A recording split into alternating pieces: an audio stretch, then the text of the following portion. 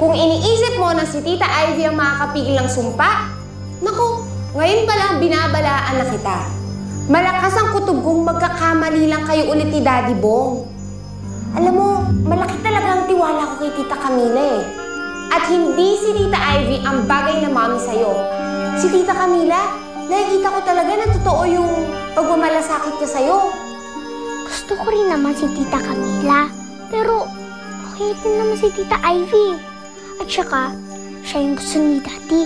At yun ang mahalaga sa akin na maging happy si Daddy. Ayoko lang naasa kayo ulit sa maling tao. Hindi karapat-dapat na maging mami mo si Tita Ivy. Tama na, Winnie. Huwag mo na siraan si Tita Ivy. Kung sino yung gusto ni Daddy, yun rin yung gusto kong maging mami. Eh kung ganon, edi wala na pala akong silbi dito. Hindi nyo na pala kailangan yung payo ko eh.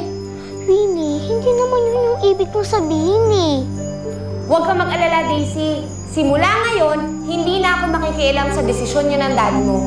Bahala na kayo. Pero, huwag kayong magsisisi sa magiging resulta ng desisyon nyo.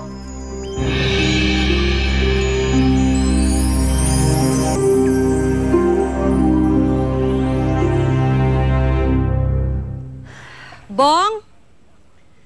Bong?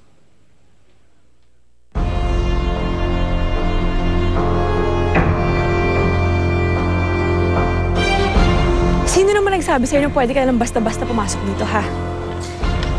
Hindi naman ikaw ang gusto kong makausap eh. Nasaan ba si Bong? Mayroon akong importanteng sasabihin sa kanya. Nakaalis na si Bong. Kasama niya si CJ. Kaya kung may gusto kang sabihin sa kanila, relay ko na lang. Hindi ako naniniwala sa'yo. Nasaan si Bong? Ilabas mo si Bong. Nasaan siya? Camila, bakit ko naman itatago si Bong, ha? Sigurado naman akong hindi ka niya haharapin eh. Besides, alam mo bang galit na galit pa rin siya sa'yo pagkatapos na nangyari kay Daisy? Alam mo, Ivy, alam natin pareho na wala akong kasalanan sa nangyari. Anong ibig mong sabihin? Diba po, mas okay, magkakabati ang lahat para walang samaan ng loob, para everybody's happy. Ang sabi kasi niya sa akin, pupunta daw siya sa inyo. Meron daw kasi siya mahalagang bagay na sasabihin sa iyo. Bong, tungkol to kay Daisy.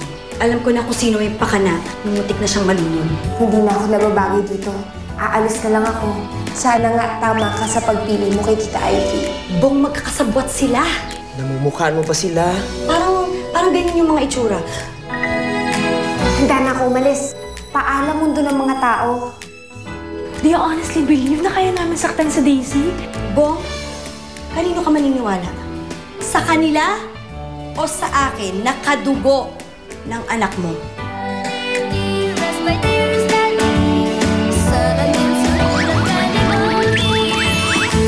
Aliw kayo sa nakakatuwang kwento sa My Daddy Dearest.